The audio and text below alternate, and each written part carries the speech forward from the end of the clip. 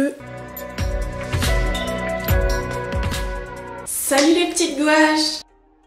Bienvenue aux nouveaux qui découvrent cette chaîne. Ici, on parle d'art. Allez les bleus! Le grand bleu, le bleu d'Auvergne, avoir une peur bleue. Aujourd'hui, comme tu l'as, j'espère, compris, nous allons parler d'une couleur. Le bleu! À la fin de cette vidéo, tu sauras un peu tout ce qu'il faut savoir sur l'histoire de cette couleur. Reste bien jusqu'à la fin car tu pourras être surpris ou surprise de ce que tu vas apprendre. Alors, atterrissons sur la planète bleue. Le bleu, c'est naze. Avant que le bleu soit partout, le bleu c'est la couleur des tenues des policiers, des gendarmes en France mais aussi dans d'autres pays. On retrouve du bleu dans énormément de drapeaux. C'est la couleur du bouchon de lait demi-écrémé.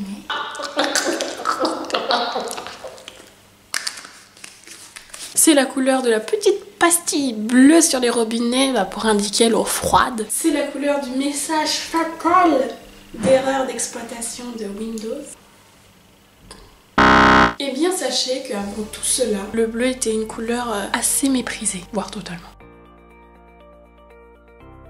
Retournons dans l'Antiquité pour mieux comprendre. Dans l'Antiquité jusqu'au Moyen-Âge, la couleur bleue tient une place vraiment pas très importante, quoi. Les Grecs et les Romains étaient plutôt indifférents à cette couleur dans le meilleur des cas. Avoir les yeux bleus à cette époque, c'était vraiment très mal vu. Mais ne vous inquiétez pas, pendant le Troisième Reich, tout ira mieux. Son utilisation est donc rare. Cette rareté s'explique aussi par la difficulté de créer la couleur bleue. D'ailleurs, les hommes préhistoriques avaient essayé de reproduire cette couleur, car vous savez, les hommes préhistoriques reproduisaient ce qu'ils voyaient, et le ciel, il paraît bleu, et l'eau, si elle est propre, elle paraît bleue. Donc ils ont essayé de reproduire cette couleur.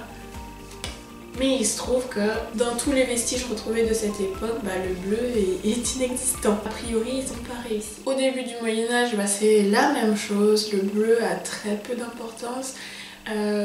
Toute la cour, tout ce qui est un peu royal, noblesse s'y intéresse pas du tout. Les églises non plus. Vraiment, c'est la loose. Cette couleur reste inutilisée jusqu'au XIIe siècle. Donc bref, retenez que pendant l'Antiquité, le bleu, c'est un peu ringard, c'est naze, ça n'intéresse personne. Dans l'ancienne Égypte, ça va, le bleu était utilisé pour les écritures divines et la représentation des dieux. En fait, le bleu, c'est pas si naze.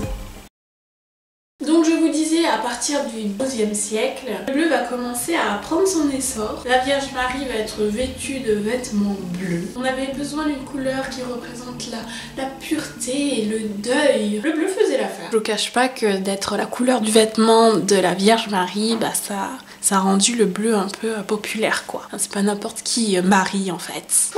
Allez Joseph. Par imitation, l'État va commencer aussi à utiliser du bleu. Mais pas que l'État, t'as la cour du roi. Parce que le roi c'est pas un peu l'État à ce moment-là. La cour du roi va commencer à porter du bleu, les femmes arrivent avec des belles robes bleues. Et même le roi, donc à cette époque Louis IX, s'est mis à porter du bleu. Et cette couleur va commencer à s'étendre sur l'armurerie et les blasons des grandes familles. Cette expansion a été possible grâce à des avancées techniques. Mais le bleu reste quand même très dur à produire et très cher. Donc c'est pour ça que les nobles en portent, quoi. C'est pour montrer un peu qu'ils sont riches, quoi. Les teinturiers sont très contrôlés. Le mélange des couleurs et surtout comment créer du bleu, c'est une pratique qui est plutôt mystérieuse. Comme la recette du Nutella. Et secrète.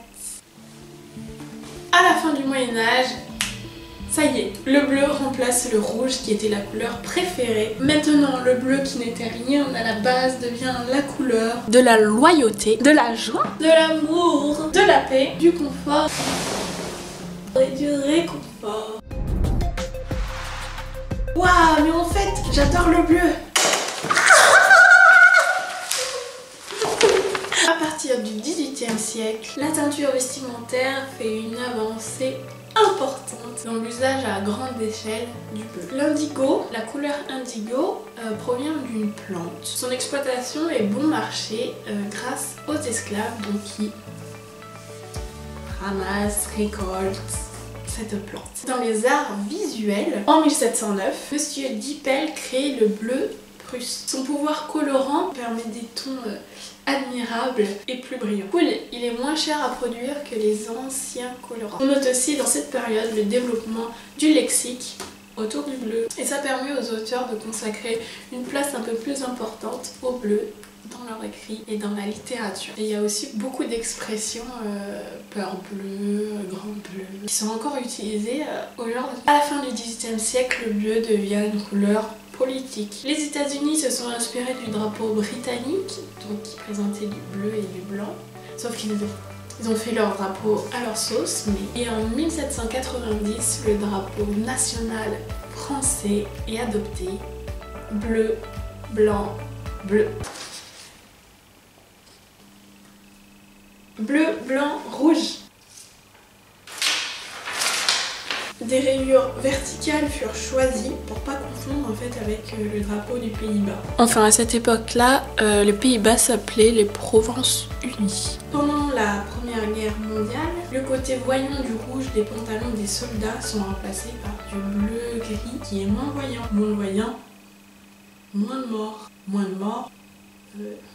Et nous assistons à l'apparition du bleu horizon. Cette tendance s'accentuera au cours du XXe siècle. D'abord avec l'adoption de cette couleur pour les habits des travailleurs. Puis en 1950, le pantalon jean fait sa grande rentrée. Le bleu reste encore la couleur prédominante du pantalon jean.